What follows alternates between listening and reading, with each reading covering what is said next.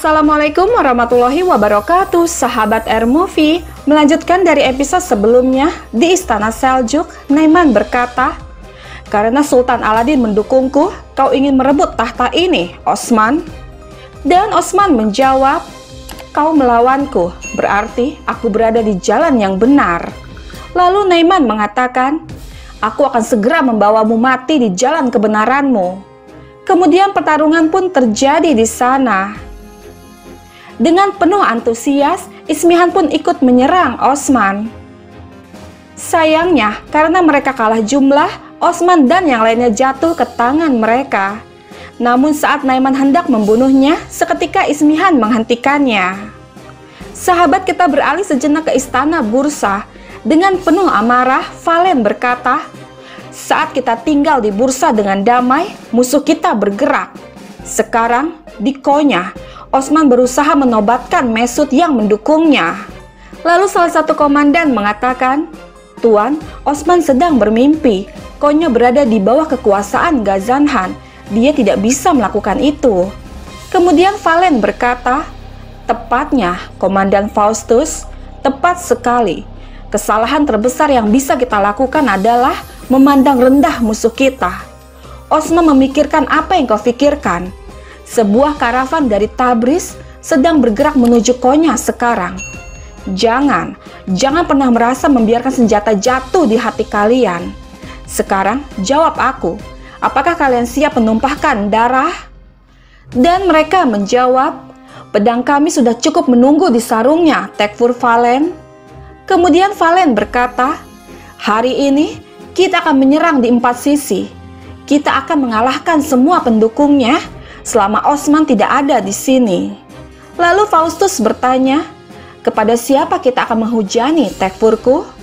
Dan Valen menjawab, "Mereka yang hidup dalam suku.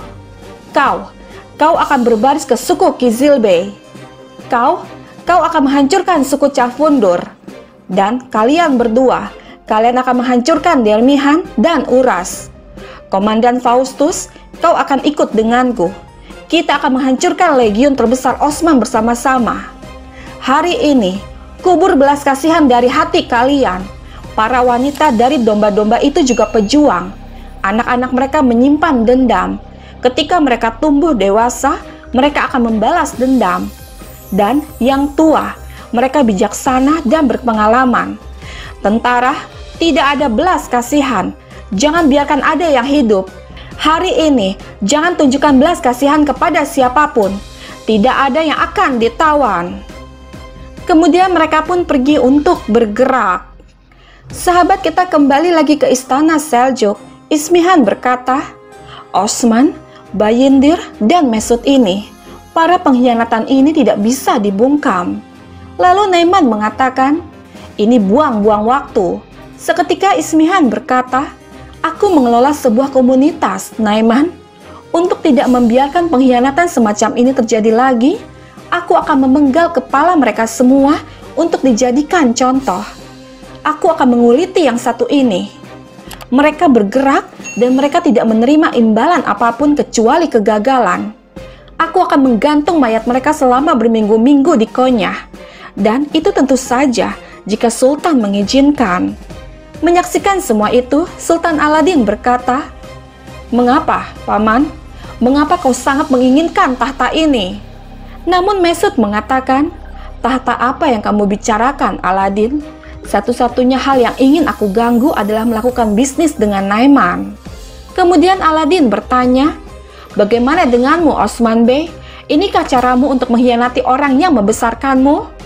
Dan Osman menjawab, "Sultan Aladin, aku dibesarkan di bawah bayang-bayang negara Seljuk. Karena aku tumbuh di bawah bayang-bayangnya, aku adalah seorang bey yang layak menerima tradisi. Bagaimana denganmu? Kau menjadi buta saat kau tumbuh di bawah bayang-bayang Vede Sultan.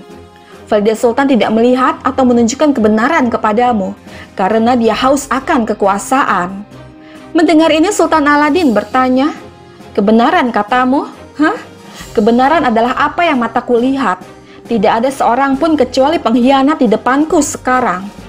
Kau telah mengkhianati Sultan dari negara Seljuk. Vede Sultan, Kau bertanya, apakah aku mengizinkan hukuman? Jawabanku adalah, apapun yang dikatakan Fede Sultan, besok itu akan dilakukan setelah matahari terbit.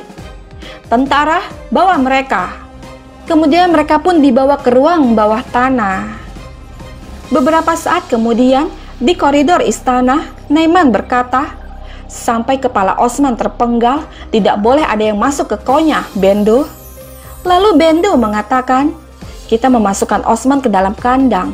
Dia akan segera kehilangan kepalanya. Kenapa kau khawatir, Komandan Naiman? Dan Naiman menjawab, kita memasukkan domba ke dalam kandang, tetapi kita tidak akan berhenti untuk berhati-hati. Sampai kepala Osman terpenggal, timur dan barat akan kupegang di tanganku. Kau akan memegang timur, Bendu. Ghazan Han mungkin mengambil langkah untuk melemahkan orang-orang di Konya. Jika dia bergerak, kita akan menghancurkan mereka sebelum dia tiba di Konya. Di samping itu, Ismihan berkata, Jaleli, kau tahu batasanmu, kan? Itu sebabnya kau hidup begitu lama. Itu sebabnya kau melayani Konya sepanjang hidupmu. Mereka yang tahu batasnya berumur panjang. Tapi Osman itu tidak pernah tahu batas kemampuannya. Lalu Jaleli mengatakan, Fede Sultan, maafkan aku. Tapi kenapa kita tidak membunuhnya di sana? Dan Ismihan menjawab, sayangnya, Osman memiliki reputasi di antara orang Turkmenistan. Jika dia tidak mati di samping Mesut, pengkhianatannya tidak dapat dibuktikan. Dengan demikian, tidak ada kematian yang sunyi. Kematiannya akan memberi pelajaran bagi semua orang. Itu akan. Jadi, mayatnya akan diumumkan sebagai pengkhianat.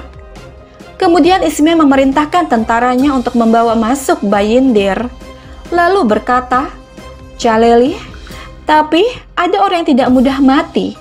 Sampai aku menghilangkan amarahku, kau tidak akan berhenti, Jaleli. Kemudian Bayindir berkata, pada awalnya kami berada di jalan yang salah, tetapi kami jatuh di jalan yang benar. Diampuni olehmu tidak berarti apa-apa bagiku. Semoga Allah mengampuni orang yang malang ini. Lalu Ismihan mengatakan, kau bersamaku saat aku memainkan semua permainan itu. Apakah menurutmu kau berada di jalan yang benar hanya karena kau melawanku di salah satu permainan itu, Bayindir? Dan Bayindir menjawab, tidak. Tidak semua orang yang mencarinya tidak dapat menemukannya. Tetapi setiap orang yang menemukannya pasti pernah mencarinya pada satu titik. Aku tidak memberitahumu bahwa aku mencapai jalan yang benar. Aku bilang, aku langsung jatuh, Ismihan Hatun. Merasa kesal, Ismihan berkata, aku tidak akan mendengar apapun kecuali jerit kesakitannya, Jaleli. Kemudian dengan sangat keji, Jaleli terus-menerus memukuli Bayindir. Sementara itu, di ruang penjara, Sultan Mesut berkata, kita gagal. Hah, Osman? Dan Osman menjawab, siapa yang bilang itu, Sultan Mesut? Kita belum kalah. Lalu Konur mengatakan, kau tidak akan bergerak sebelum merencanakan permainan di permainan lain, Beim. Dan Mesut mengatakan, Osman Bey, kita sudah sengsara di penjara bawah tanah ini. Jangan mengunci kami dalam keingintahuan kami. Kemudian Osman berkata, sayangnya, Konya berada di bawah kendali Ghazan Han. Kecuali kita menerima perintah atau wasiat darinya, tahtamu tidak akan sah. Aku memberitahu Ghazan Han bahwa Naiman dan Ismihan bekerja sama, dan mereka mencoba menyeret Sultan Aladin ke dalam permainan. Syekh Edebali dan Turgut pergi ke Tabriz untuk ini. Ghazan Han akan mengirimkan pasukan dan membawa kita keluar dari sini. Dan insya Allah, dia akan membiarkanmu duduk di singgasana Konya. Mendengar ini Mesut berkata, Osman Bey, kau merencanakan gerakanmu dengan detail lagi. Kau melakukan itu, tapi bagaimana jika tentara itu tidak dapat tiba di Konya? Kemudian Konur mengatakan, Beim, apakah kita bergantung pada tentara yang akan dikirim Ghazan? Aikut juga berkata, bagaimana jika mereka tidak bisa tepat waktu? Lalu apa yang akan kita lakukan, Beim? Dan Osman menjawab, kalau begitu, kita akan datang bersama dengan akhir yang terakhir. Kita akan meminum serbat syahadat. Tapi tidak, Kita tidak akan mati dengan mudah.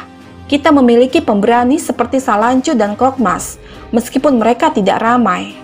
Sekarang, mereka akan memberi kita pedang, dan kita akan bertarung dengan resiko hidup kita."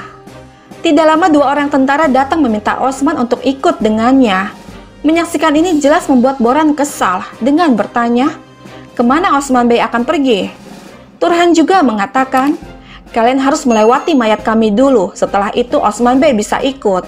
Seketika Osman mengatakan, "Tunggu, Alpen, tunggu." Kemudian Osman mempersilahkan mereka untuk membawanya dengan tangan dan kaki terikat, lalu berkata, "Tidak perlu khawatir, berhati-hatilah, kita akan berhasil atau mati." Kemudian mereka pun membawa Osman dari sana.